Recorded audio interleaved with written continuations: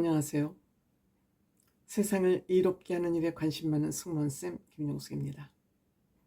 저는 요즘 희망을 가지고 산다고 말씀드렸습니다.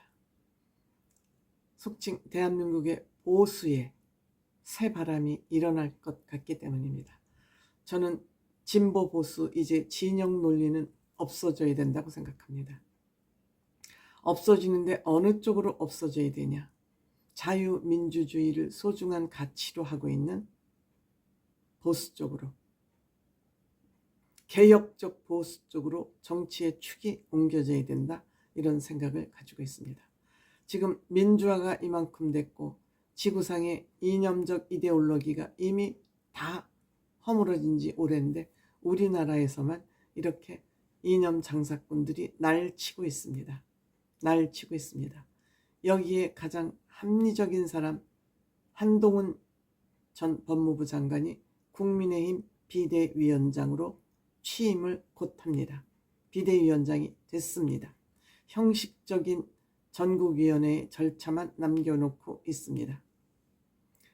그렇다면 앞으로 한동훈 비대위원장은 대한민국 보수, 국민의힘의 운명을 쥐고 있는 사람이다, 이렇게 평가를 해야 될 것 같습니다.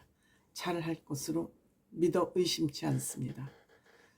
한동훈 장관이 가장 먼저 넘어야 될 산은 한동훈 장관이 이준석 대표 문제를 어떻게 처리하느냐, 그리고 또 김건희 특검법을 어떻게 받아들여서 어떻게 처리할 것이냐, 이 두 가지가 한동훈 장관의 정치적 실험, 능력을 실험하는 실험 시금석이라고 할 수 있습니다.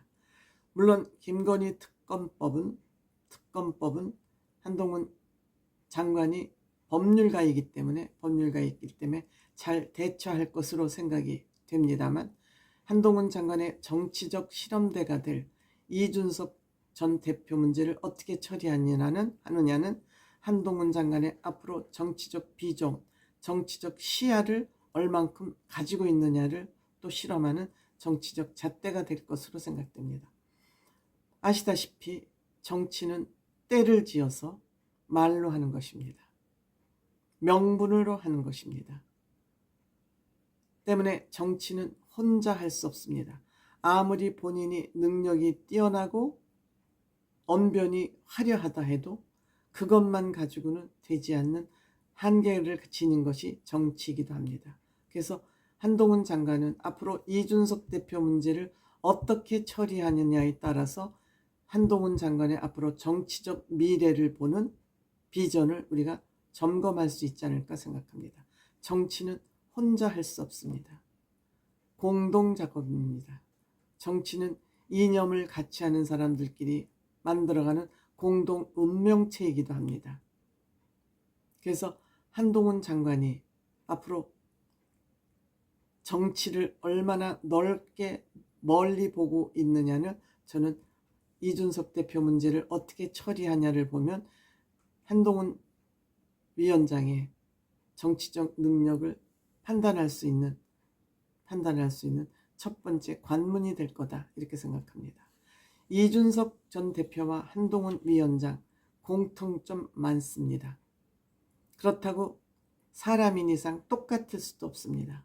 그래서 저는 이번 영상에서는 어떤 것이 공통점이고 이들이 어떤 것이 다른 점인지를 좀 간략하게, 좀 터프하게 비교해 볼까 생각합니다. 한동훈 장관과 이준석 대표의 공통점을 좀 짚어본다면 이 두 사람은 두뇌가 명석하고 엘리트라는 점입니다. 두뇌가 명석하고 엘리트라는 점입니다. 한동훈 장관은 한국에서 대학을 나왔지만 외국에 나가서 공부를 해서 미국 변호사 자격증을 가지고 있고,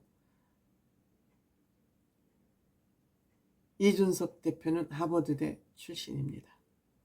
그리고 이 두 사람은 그냥 실력만 가지고 있는 것이 아니라 지식을 풀어 쓸 수 있는 지혜를 가지고 있습니다.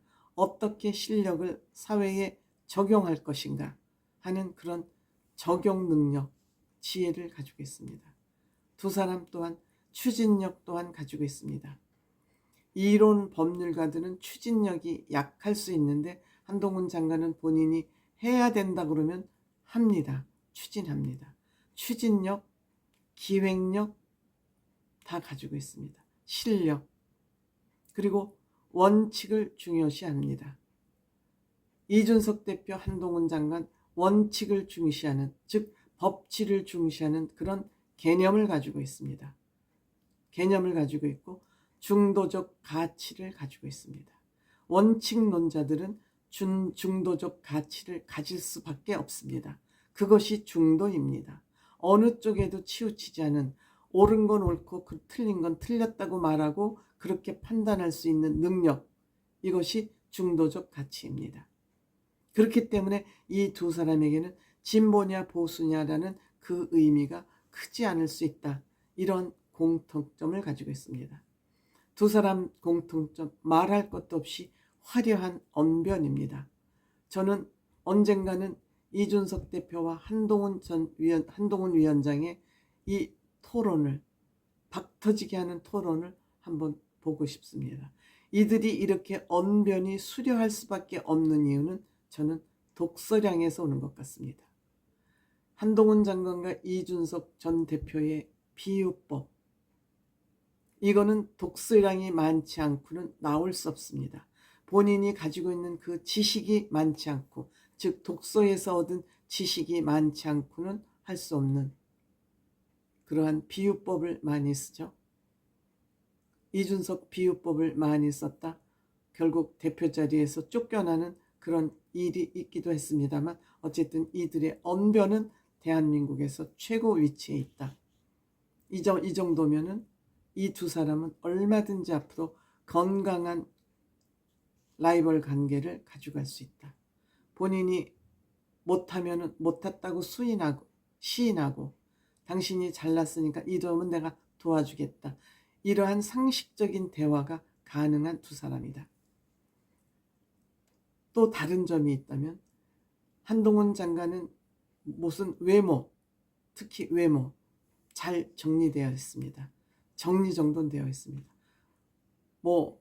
여러분들 보셔서 알겠지만 한동훈 장관은 특히 젊은이들이, 특히 젊은 여성들이 좋아할 만한 그런 비주얼을 가지고 있습니다.